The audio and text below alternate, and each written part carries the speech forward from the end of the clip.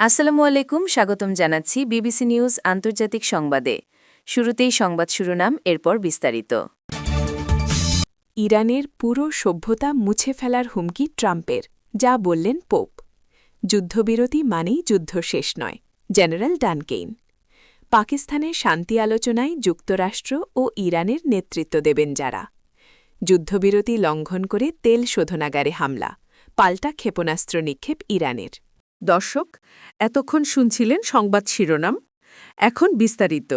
আপনি যদি ইসরায়েলের ধ্বংস চান এবং মুসলিমদের পাশে থাকেন, তাহলে ভিডিওতে লাইক করে চ্যানেলটি অবশ্যই সাবস্ক্রাইব করে দিবেন এবং আপনার মূল্যবান মতামত অবশ্যই কমেন্টে লিখে জানিয়ে দিবেন। এখন বিস্তারিত। ইরানের পুরো সভ্যতা মুছে ফেলার হুমকি ট্রাম্পের, যা বললেন পোপ। যুক্তরাষ্ট্র ও ইরানের মধ্যে যুদ্ধবিরতি কার্যকর হবার কয়েক ঘণ্টা আগে পোপ চতুর্দশ লিও মার্কিন প্রেসিডেন্ট ট্রাম্পের বিরল সমালোচনা করেছেন। তিনি বলেছেন, ইরানের পুরো সভ্যতা মুছে ফেলার হুমকি দেওয়াটা সত্যি অগ্রহণযোগ্য। খবর নিউ ইয়র্ক টাইমসের। মঙ্গলবার পোপ সরাসরি প্রেসিডেন্টের নাম উল্লেখ না করলেও কাকে ইঙ্গিত করছেন তা ছিল স্পষ্ট। মঙ্গলবার সন্ধ্যায় ইতালিতে সাংবাদিকদের পোপ বলেন, আজ যেমনটি আমরা সবাই জানি, ইরানের পুরো জাতির বিরুদ্ধে একটি হুমকি দেওয়া হয়েছে, আর এটি সত্যি অগ্রহণযোগ্য। ট্রাম্পের 2 সপ্তাহের যুদ্ধবিরতির ঘোষণার ঠিক কয়েক ঘণ্টা আগে পোপ এই মন্তব্য করেন। পোপ চতুর্দশ লিও আরও বলেন, এখানে অবশ্যই আন্তর্জাতিক আইনের প্রশ্ন রয়েছে, তবে তার চেয়েও বড় বিষয় হল এটি একটি নৈতিক প্রশ্ন, যা সামগ্রিকভাবে একটি জাতির মঙ্গলের সঙ্গে জড়িত। পোপ হিসেবে তার প্রথম বছরে চতুর্দশ লিও সরাসরি মার্কিন রাজনীতি নিয়ে কথা এড়িয়ে চললেও তিনি ইরানে ইসরায়েল ও যুক্তরাষ্ট্রের হামলা বন্ধ এবং সংলাপের মাধ্যমে সংকট সমাধানের আহ্বান জানিয়ে আসছেন। ট্রাম্প প্রশাসনের কেউ কেউ এই যুদ্ধকে খ্রিস্টীয় দৃষ্টিভঙ্গিতে ব্যাখ্যা করার যে চেষ্টা চালিয়েছিলেন, পোপ তাও দৃঢ়ভাবে প্রত্যাখ্যান করেছেন। গত মার্চে মার্কিন প্রতিরক্ষামন্ত্রী পিট হেগসেথ মার্কিনদের প্রতি যীশু খ্রিস্টের নামে যুদ্ধে জয় ও সৈন্যদের নিরাপত্তার জন্য প্রার্থনা করার আহ্বান জানিয়েছেন। এরপরেই পোপ যুদ্ধের জন্য যীশুর নাম ব্যবহার না করার বিষয়ে সতর্ক করে বলেন, যীশু যারা যুদ্ধ করে তাদের প্রার্থনা শোনেন না, বরং তা প্রত্যাখ্যান করেন। গত সপ্তাহে ইস্টার পূর্ববর্তী এক বিশেষ প্রার্থনায় লিও বলেছিলেন, খ্রিস্টীয় আদর্শকে আধিপত্য বিস্তারের আকাঙ্ক্ষা দিয়ে বিকৃত করা হয়েছে, যা যীশু খ্রিস্টের পথের সম্পূর্ণ পরিপন্থী। এরপর ইস্টারে গত রোববার পোপ আবারও শান্তির আহ্বান জানান। সেন্ট পিটার স্কোয়ারে হাজার হাজার ভক্তের সামনে তিনি বললেন, উৎসবের এই দিনে আসুন আমরা সংঘাত, আধিপত্য ও ক্ষমতার সব আকাঙ্ক্ষা ত্যাগ করি এবং যুদ্ধে জর্জরিত এই বিশ্বে শান্তির জন্য ঈশ্বরের কাছে প্রার্থনা করি। যুদ্ধবিরতি মানেই যুদ্ধ শেষ নয়, জেনারেল ড্যান কেইন। ইরান ও মার্কিন যুক্তরাষ্ট্রের মধ্যে ঘোষিত যুদ্ধবিরতিকে কেবল একটি সাময়িক বিরতি হিসেবে অভিহিত করেছেন মার্কিন জয়েন্ট চিফস অব স্টাফের চেয়ারম্যান জেনারেল ড্যান কেইন। বুধবার 8 এপ্রিল মার্কিন যুদ্ধসচিব পিট হেগসেথের সঙ্গে এক যৌথ সংবাদ সম্মেলনে তিনি হুঁশিয়ারি দিয়ে বলেন, প্রয়োজন হলে পুনরায় যুদ্ধ শুরু করার জন্য মার্কিন সেনারা পুরোপুরি প্রস্তুত রয়েছে। সংবাদ সম্মেলনে জেনারেল কেইন দাবি করেন, সাম্প্রতিক সংঘাতের সময় যুক্তরাষ্ট্র ইরানের অভ্যন্তরে 13,000-এরও বেশি লক্ষ্যবস্তুতে সফলভাবে আঘাত হেনেছে। মার্কিন গোয়েন্দা ও সামরিক তথ্যের বারাত দিয়ে তিনি জানান, ইরানের আকাশ প্রতিরক্ষা ব্যবস্থার প্রায় 80% ইতোমধ্যেই ধ্বংস করা হয়েছে। দেশটির নৌবহর এবং অস্ত্র কারখানার 90%-এরও বেশি বর্তমানে অকেজো বলে উল্লেখ করেন তিনি। জেনারেল কেইন আত্মবিশ্বাসের সঙ্গে বলেন, ইরানের পক্ষে তাদের প্রধান নৌযুদ্ধ জাহাজগুলো পুনরায় তৈলা সচন করতে এখন কয়েক বছর সময় লেগে যাবে। এছাড়া যুদ্ধবিরতি চললেও মার্কিন সামরিক কৌশলে কোনো শিথিলতা নেই বলে স্পষ্ট জানিয়েছেন এই মার্কিন জেনারেল। তিনি বলেন, আমাদের সেনারা প্রস্তুত রয়েছে, যদি আদেশ আসে তবে যে কোনো মুহূর্তে আমরা পুনরায় কমব্যাট অপারেশন বা সরাসরি যুদ্ধ শুরু করতে সক্ষম। পাকিস্তানের শান্তি আলোচনায় যুক্তরাষ্ট্র ও ইরানের নেতৃত্ব দেবেন যারা। শান্তি প্রতিষ্ঠায় আলোচনার জন্য যুক্তরাষ্ট্র ও ইরানের প্রতিনিধি দলকে ইসলামাবাদে আমন্ত্রণ জানিয়েছেন পাকিস্তানের প্রধানমন্ত্রী শাহবাজ শরীফ। আগামী শুক্রবার এ আলোচনা হওয়ার কথা।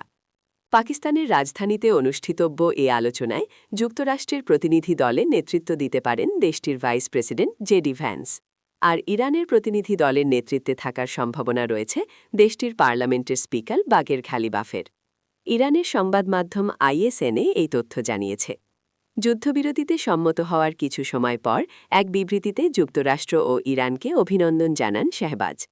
সামাজিক যোগাযোগ মাধ্যম এক্সে পোস্ট করা সেই বিবৃতিতে পাকিস্তানের প্রধানমন্ত্রী বলেন, অত্যন্ত বিনয় এবং আনন্দের সঙ্গে আমি জানাচ্ছি যে ইসলামী প্রজাতান্ত্রিক ইরান এবং যুক্তরাষ্ট্র তাদের সকল মিত্রসহ একটি যুদ্ধবিরতিতে সম্মত হয়েছে, যা অবিলম্বে কার্যকর হবে। শাহবাজ বলেন, আমি এই বিচক্ষণ পদক্ষেপকে আন্তরিকভাবে স্বাগত জানাচ্ছি এবং উভয় দেশের নেতৃত্বের প্রতি গভীর কৃতজ্ঞতা প্রকাশ করছি। সেই দুই দেশের প্রতিনিধি দলকে আগামী সকল বিরোধ নিষ্পত্তি এবং একটি চূড়ান্ত চুক্তিতে পৌঁছানোর লক্ষ্যে আলোচনার জন্য 10 এপ্রিল শুক্রবার ইসলামাবাদে আসার আমন্ত্রণ জানাচ্ছি। যুদ্ধবিরতিতে সম্মতির জন্য ইরান এবং যুক্তরাষ্ট্র উভয় দেশের সরকারের উচ্ছ্বসিত প্রশংসাও করেছেন পাকিস্তানের প্রধানমন্ত্রী। তিনি বলেছেন, উভয় পক্ষই অসাধারণ প্রজ্ঞা ও বিচক্ষণতার পরিচয় দিয়েছে এবং শান্তি ও স্থিতিশীলতার লক্ষ্যে গঠনমূলকভাবে কাজ করে চলেছে। আমরা আন্তরিকভাবে আশা করি ইসলামাবাদ আলোচনা টেকসই শান্তি অর্জনে সফল হবে এবং আগামী দিনগুলোতে আরও সুসংবাদ বয়ে আনবে। যুদ্ধবিরতি লঙ্ঘন করে তেল শোধনাগারে হামলা, পাল্টা ক্ষেপণাস্ত্র নিক্ষেপ ইরান। যুদ্ধবিরতির খবরের রেশ কাটতে না কাটতেই ইরানের লাভান তেল শোধনাগারে হামলার ঘটনা ঘটেছে। বুধবার 8 এপ্রিল সকালে এই হামলার ঘটনা ঘটে। National Iranian oil refining and distribution company এই হামলার খবর নিশ্চিত করেছে। এ ঘটনায় যুক্তরাষ্ট্র ইসরায়েলের বিরুদ্ধে যুদ্ধবিরতি লঙ্ঘনের অভিযোগ তুলেছে তেহরান। এর প্রতিক্রিয়ায় সংযুক্ত আরব আমিরাত ও কুয়েতের বিভিন্ন লক্ষ্যবস্তুতে পাল্টা ক্ষেপণাস্ত্র ও ড্রোন হামলা চালিয়েছে Iran. National Iranian oil refining and distribution কোম্পানির সরকারি বিবৃতিতে জানানো হয়েছে, স্থানীয় সময় বুধবার সকাল 10টা নাগাদ লাভান দ্বীপের শোধনাগার স্থাপনাগুলোতে বেশ কয়েকটি বিস্ফোরণ ঘটে। হামলার পরপরই নিরাপত্তা এবং অগ্নিনির্বাপক দল দ্রুত ঘটনাস্থলে পৌঁছে আগুন নিয়ন্ত্রণে আনতে এবং অবকাঠামো রক্ষায় কাজ শুরু করে। কর্তৃপক্ষ জানিয়েছে, সময়মতো কর্মীদের সরিয়ে নেওয়ার ফলে এখন পর্যন্ত কোনো প্রাণহানির খবর পাওয়া যায়নি। পাশাপাশি দেশটির জ্বালানি সরবরাহ ব্যবস্থা স্থিতিশীল রয়েছে দাবি করে প্রতিষ্ঠানটি সাধারণ নাগরিকদের প্রতি বিশেষ আহ্বান জানিয়েছে। বিবৃতিতে বলা হয়, আমরা প্রিয় দেশবাসীকে অপ্রয়োজনীয় ভ্রমণ পরিহার, গণপরিবহন ব্যবহার এবং জ্বালানি সাশ্রয় করে এই শিল্পকে সহায়তা করার অনুরোধ জানাচ্ছি। লাভান দ্বীপে হামলার প্রতিবাদে ইরান তাৎক্ষণিক প্রতিক্রিয়া হিসেবে তাদের রাষ্ট্রীয় গণমাধ্যম Islamic Republic of Iran broadcasting IRIB সংবাদটিকারের মাধ্যমে জানায় যে সংযুক্ত আরব আমিরাত এবং কুয়েতে একযোগে ক্ষেপণাস্ত্র ও ড্রোন হামলা চালানো হয়েছে। স্থানীয় সূত্রের বরাত দিয়ে প্রতিবেদনে বলা হয়েছে, লাভান দ্বীপে হামলার 1 ঘণ্টার মধ্যেই ইরান এই পাল্টাপাল্টি অভিযান শুরু করে। যদিও এই হামলায় নির্দিষ্ট লক্ষ্যবস্তু বা ক্ষতিগ্রস্তের বিস্তারিত বিবরণ এখনও স্পষ্টভাবে জানা যায়নি, তবে এই ঘটনা মধ্যপ্রাচ্যের আঞ্চলিক উত্তেজনাকে এক নতুন ও বিপজ্জনক মাত্রায় নিয়ে গেছে।